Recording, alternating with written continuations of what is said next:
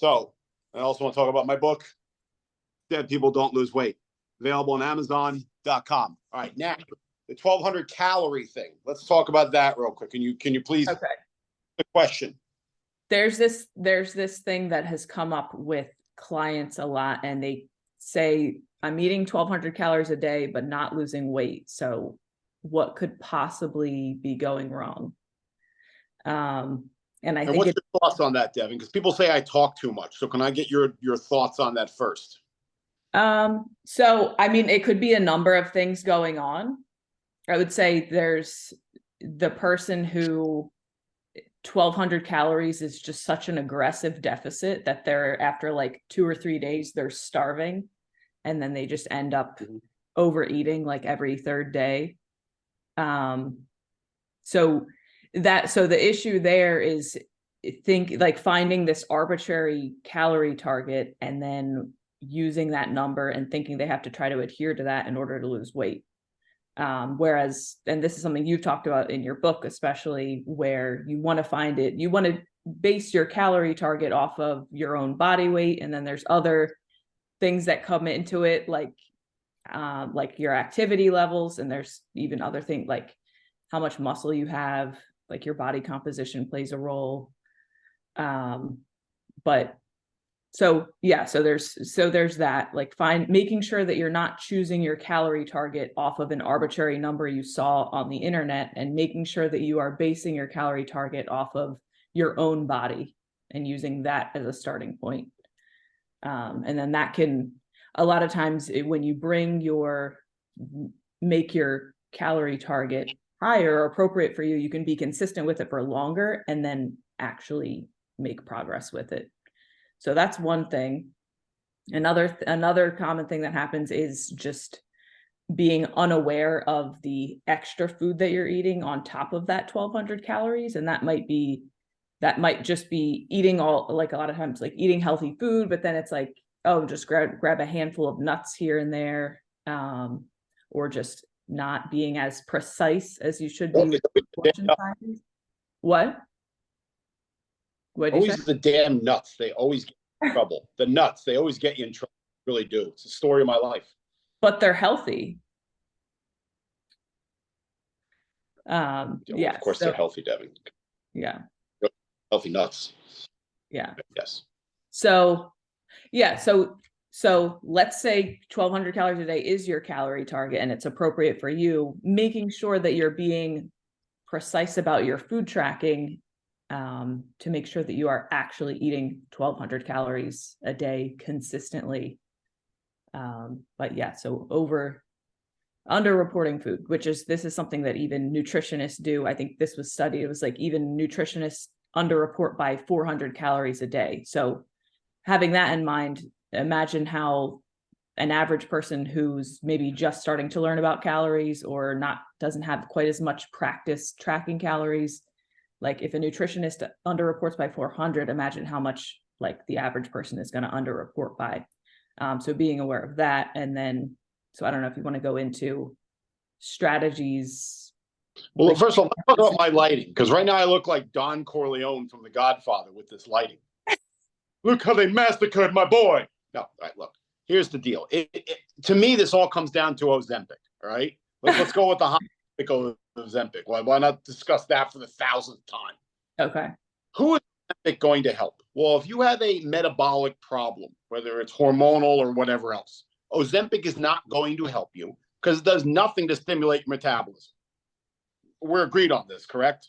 Ozempic essentially is an opioid mimetic. Essentially what it does, it constipates you, and then you don't get hungry and you don't eat.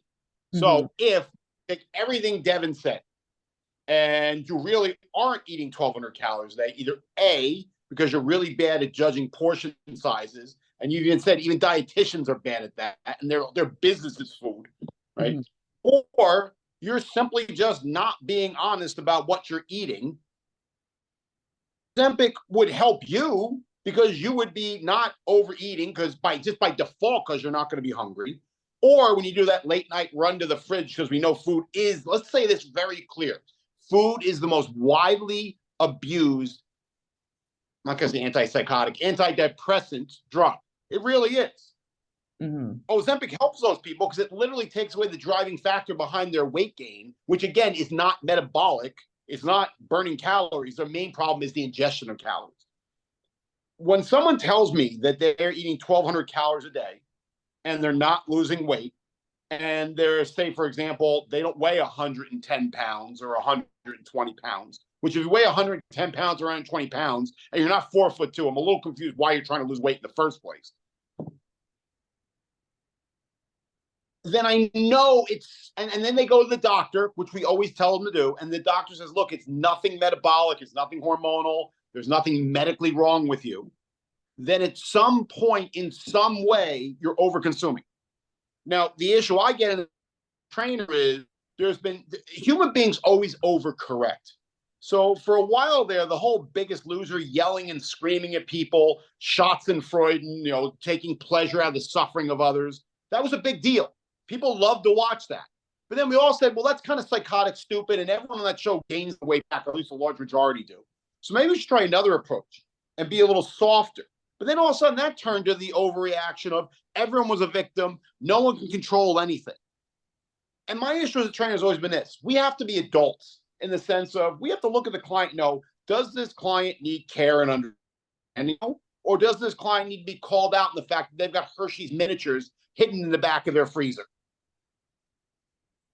And that's really what it comes down to, is if you're eating 1,200 calories a day and you're not losing weight and you've been medically cleared, there in some way, either by default or by purpose, that's not the analogy I'm looking for, but whatever, I'm not good at analogies right now.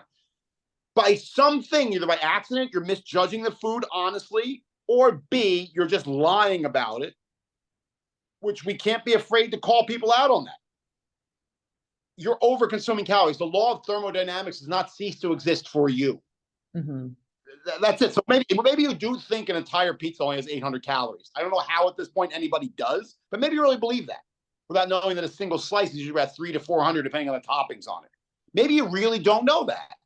And that's where books like Dead People Don't Lose Weight come in very handy, because they deal with, shameless plug, they deal with that 20%, that 10% of weight loss that is about the numbers. But the other 80% of weight loss has nothing to do with numbers. It's about behavior. And that's where you wind up, most people wind up gaining weight on 1,200 calories a day, is they're messing up the behavior part of it. And you can't solve behavior problems with numbers information. Ron McDonald had this quote once. He said, well, he says it all the time. It's not a once thing. Like he said it, that he died. He says it like almost every podcast he does. He says, if you want to lose weight, get in a calorie deficit, consume sufficient protein, and everything else is negotiable. And a lot of times clients ask us questions that are unanswerable because we don't have enough context to answer the question. But once you cover those two things, everything else is a matter of context, and it depends on the individual in the situation. But it all comes down to that: get in a calorie deficit, consume adequate protein. The rest is really just details that have to be negotiated for the individual. So that's where I stand on the 1,200 calories. Someone once asked me, what's the personality trait that's most important for losing weight? And I say honesty. Because unless you can be honest about what's driving your problem, if you swear, despite all the blood tests, despite all the feedback, that you somehow are only eating 1,200 calories a day and you're gaining weight or you're not losing weight and you weigh 150 pounds and you're active, we need to get down to figure out what's driving this. And you got to be honest about your situation. Because when you really dig deep on these situations, you start, I said situation twice in a row, it's really annoying. That's 3 times. When you're really honest about what's going on, you're going to find that there is some form of overconsumption going on. So that's my thought on the 1,200 calories.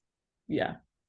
Yeah. And like you said, like some people might be not being honest with themselves, but sometimes it's just they're unaware that, like, if you just haven't had that much experience tracking calories, you don't really realize how much a little bit adds up here and there. Like you mistrack the peanut butter you put in your smoothie in the morning by a little bit, but peanut butter is pretty calorie dense, so a little bit goes a long way. Let's say for lunch you get a sandwich at Subway and you eating out, it's really hard to accurately track. Let's say you underestimate that by a couple hundred calories, And then same thing, let's say you cook with dinner, you use a little bit of olive oil and forget to track that you cooked with olive oil. There's, let's say, 300 or 400 calories. And let's say you do that a couple days a week, that's going to be enough to erase that deficit. So it's these little things that people might not be intentionally being dishonest, but it's just that unawareness that those little things are really going to add up. And so just gaining more awareness about that, and then and just getting more accurate about the calorie tracking. Please, God, at Subway. That would be my first thing to tell people to do. If you get nothing out of this podcast video, stop eating at Subway. If you're in Hamilton, New Jersey, go to the Little King shop. All right, go anywhere other than Subway. If you're not in Hamilton, I don't know why Subway was the first thing that popped into my head. It's like a convenient lunch. People think it's like kind of healthy-ish, which you can get decent. You can get something decent there. Nothing good in my life ever ish. Anytime I ish things, something gets screwed up. You know, I get it. I get very upset when I hear about something. Look, here's the deal. I don't know. Just don't eat at Subway. I think the problem I have after like doing this for so long, I'm so jaded. Yeah. I've just simply had too many instances where I've been at the world-class ShopRite of Montgomery, New Jersey, or the actual world-class ShopRite in Hamilton, New Jersey. Let's be honest here, Devin. Am I correct? That's correct. The actual world-class ShopRite in Hamilton. Now they just put it on they just put a name on it. Way better than the Montgomery ShopRite. Close. It's not even close, right? I can't tell how many times that I see people in the grocery store in the Montgomery ShopRite, and they literally see me, and they do this move where they walk in front of their cart to block me from seeing what's in their cart. And so somehow I'm looking in their cart in the first place, which I am, but I'm not going to admit that to them there. But they block what's in their cart so I don't see what they're actually getting to eat, right? Because people know, again, this is my jaded part. I think a lot more people know than what they're letting on to.